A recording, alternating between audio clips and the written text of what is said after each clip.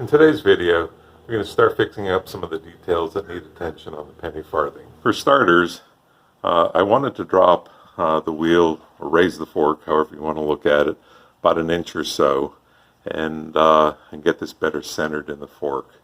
So the first step I took was actually increase the length of the left fork, looking from the back of the bike, but increased it about half an inch. Now this section that I have welded in here is obviously longer than half an inch, but I did cut out, when I was bending on the forks before and I bent them and then straightened them out, I got a really skinny section here, so I cut that piece out, which I didn't like, and then added a piece that was about half inch longer. So that's got my wheel centered in the fork to where we can just roll down the road without rubbing on either side just fine. So I do have plans to fix this one as well, but actually this one needs to get shortened a little bit because this chain is way loose here. So but first, the next step is that for as hard as I tried to get this this piece on here straight, and as I eyeballed it, it looked fairly straight. Really what's happened is that the top here is towards the outside of the bike too much.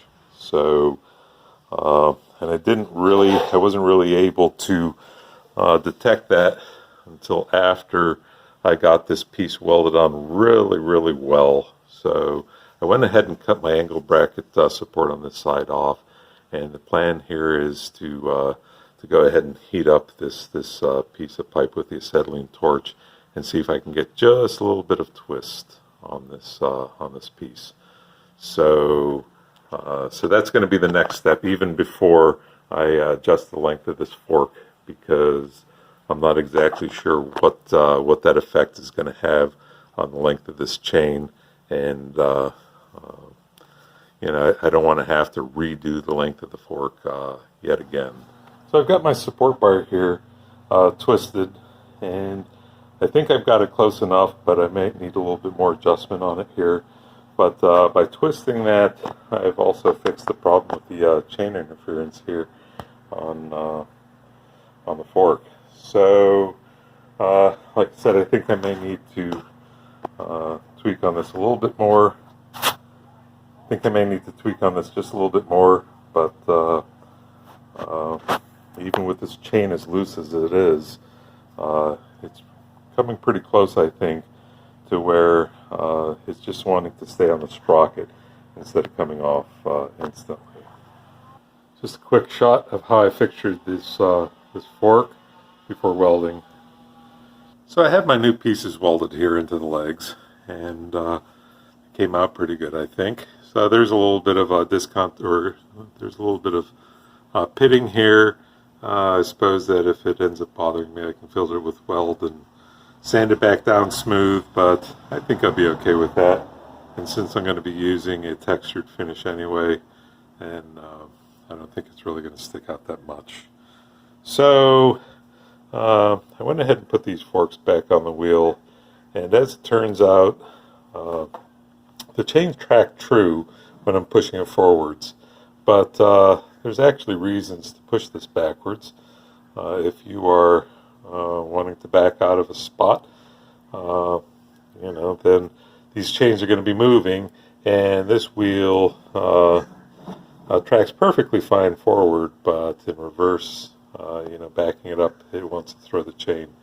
So I need to figure out a way to get this spindle parallel to this one on the right. So I got a piece of all thread here, just a piece that I had laying around, and I think what I'm going to do is I'm going to go ahead and clamp the two together and then heat this one bottom bar in an attempt to try to relax it into the place that I think I may want it. So I think that may work out just fine. And in preparation of that, I did put the top bracket on this side, so it's got the top and the bottom, and then I left the angle iron in there for just a little bit more stability. So we'll give it a try and see how it goes. So I have my all thread in here. This is just a washer up against the cup, but I wasn't really having good luck getting it good and centered. So on this side, what I did is I used the bearing and that cone wash or whatever you want to call it, with the idea that it's what I'm going to do is I'll heat up this portion with the torch again, and then as it warms up, then I'll go ahead and crank this bolt down so that this will twist in the way it needs to twist, so that it'll be in proper alignment. Like I say, the other side seems to be pretty good, so I'm using that information of just rolling this down the road with the chains and the chains staying on in both directions. I'm using that to indicate that that side is good. So if I can get this parallel, coaxial, I guess would be the proper word. If I can get that coaxial to the other side, then this side should be good, I'm guessing. I've been chasing this for quite a while now, but it does seem like it's relaxed into a good position. So I'll go ahead and build this thing back up and see how we're at. Just building it up, tearing it down is starting to get a little bit old though. Well, the chain runs true now, at least with me pushing this down the road. That's not to say that once I start to ride it I won't have to make another adjustment, but seems to be better now. So I've got my crank bodies completely welded on both sides using those bar ends, and I got some pedals on. So I think I'm going to check to see if this is going to be stiff enough.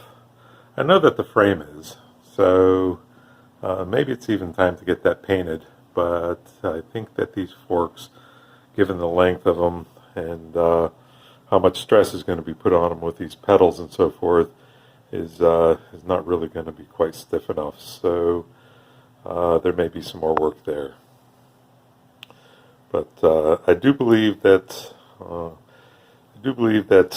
these chains are decent lines now.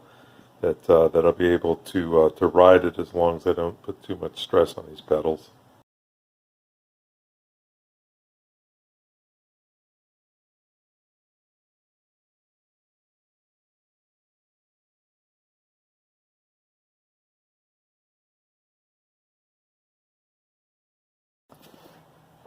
So the last time I got on this and applied pressure to the pedals, I felt that I needed a little more rigidity from here to here.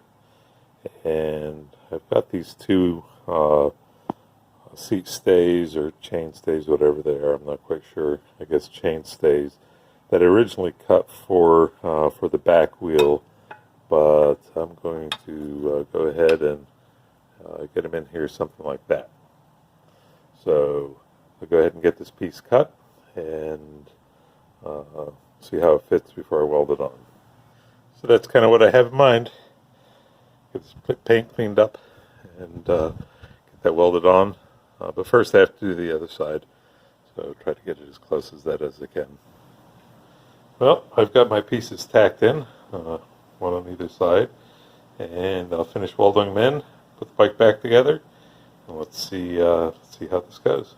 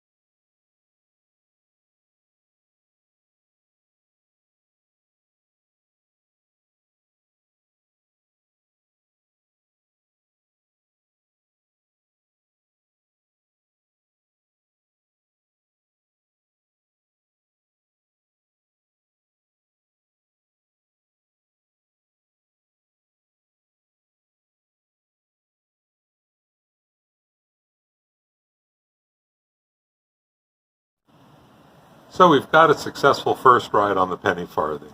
Returning the pedals, the frame was clearly holding the weight of my daughter, and I'm going to I'll be getting on it a little bit at a time.